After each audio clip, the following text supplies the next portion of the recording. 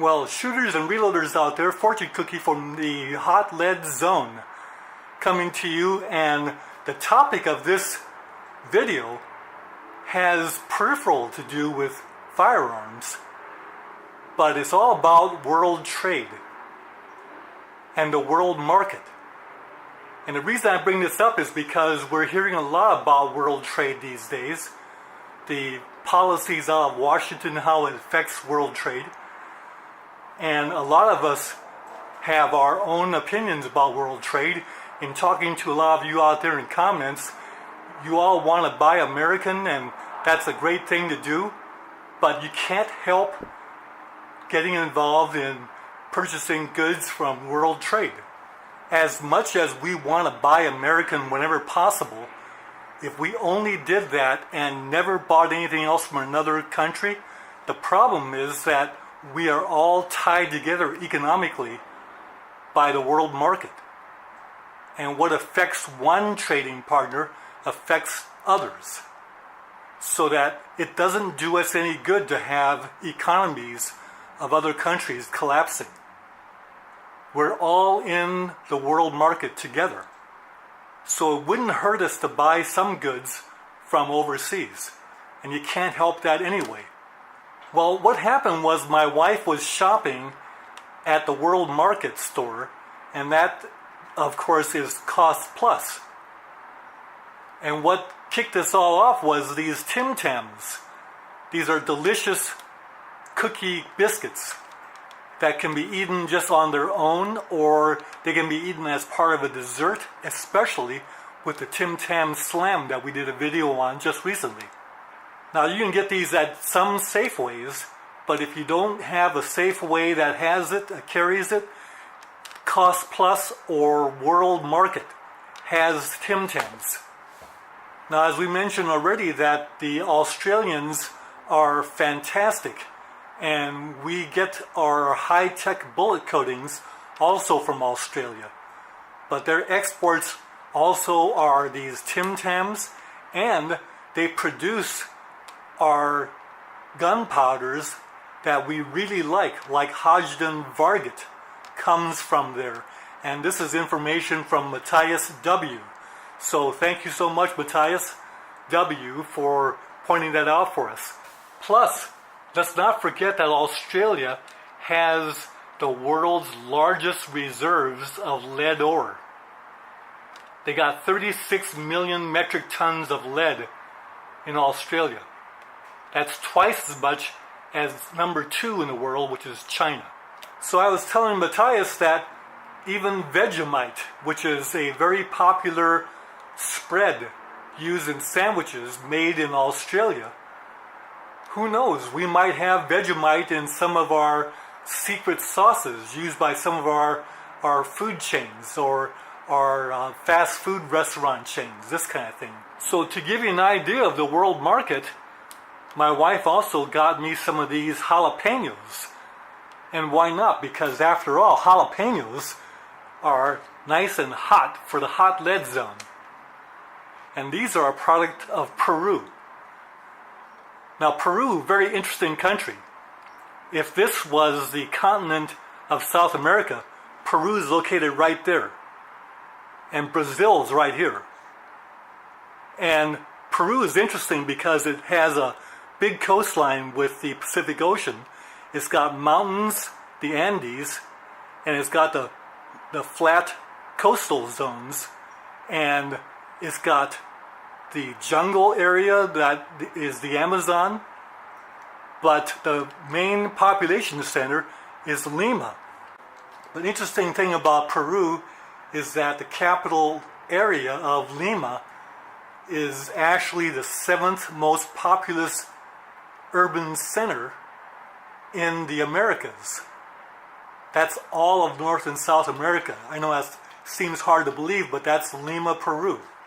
For those of you who like a little bit of trivia, the other areas, of course, number 1, Mexico City. Number 2, New York.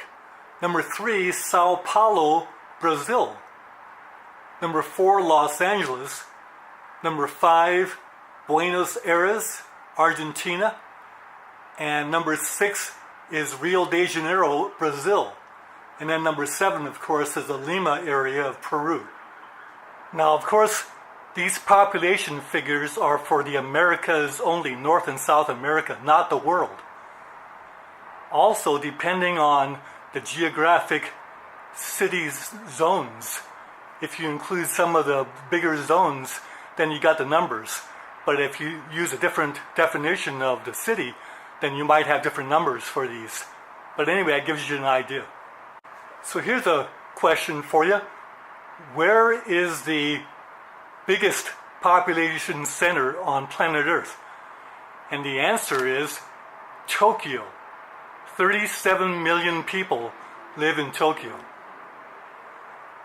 And of course, we trade a lot with Japan. Interestingly, number 2 most populous urban center in the world is Jakarta, Indonesia. On the island of Java, 30 million people there. That's Indonesia. Small world, isn't it? Now, my wife also got me this neat mug because she knows that what we're doing is we're having coffee together. When we're not slamming Tim Tams, we're having coffee together as we get together and discuss shooting topics on the hot lead zone. So this coffee mug, she figures this is right up your alley, Fortune Cookie 45 LC. In fact, she only bought one of these. So it's a nice mug, as you see there. In fact, kind of reminds me of the finish that we get on some of our powder-coated bullets. And for those of you who are interested in Indonesia, it's a country located right between Australia, where Tim Tams come from, and China, where this comes from.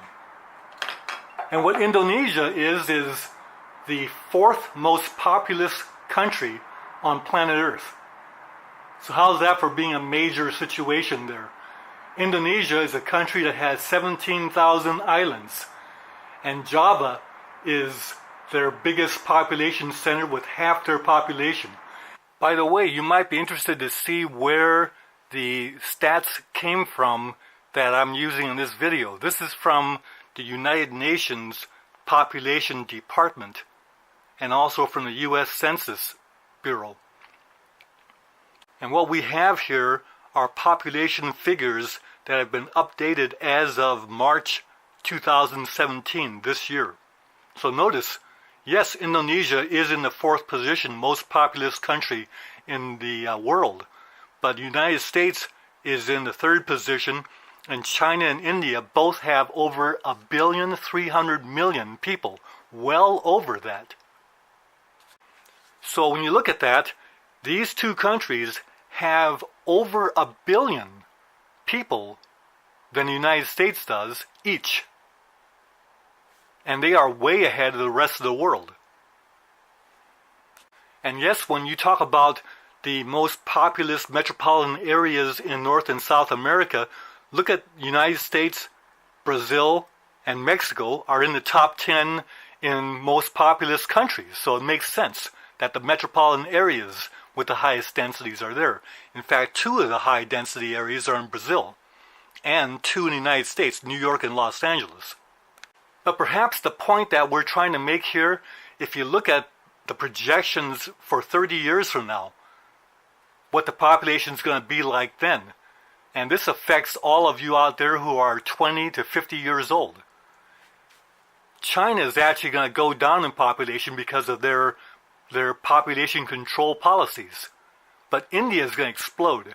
Just imagine you take all the people in the United States right now and move all of us, to India.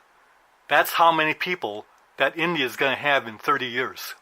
Just look at the United States all by itself. In 30 years, the population is going to go up by 72 million. That's roughly 1 more person for every 4 that there is right now in the United States.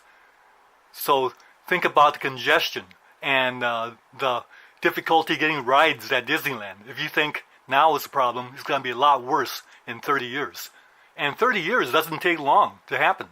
So perhaps the point that should be made is that if we have people that are actually considering these things and reflecting them upon our trade policies, about our immigration policies, our energy and our own production, that perhaps that's commendable. Now, to celebrate the beginning of hunting season, and this is a big hello to Bubba Roundtree Outdoors.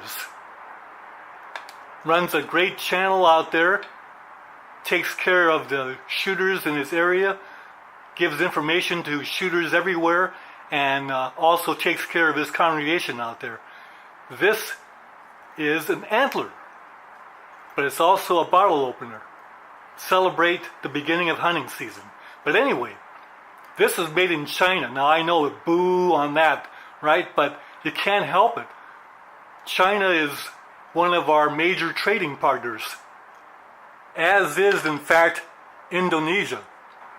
So you see, we're not going to be boycotting trade and purchases from other countries, because we're all linked together, and it doesn't do us any good if these other countries have failed economies.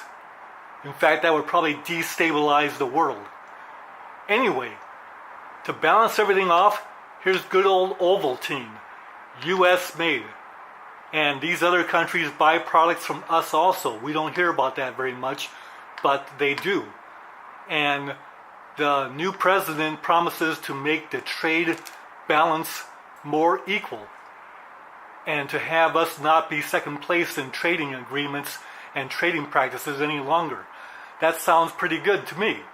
At any rate, world trade, the world market.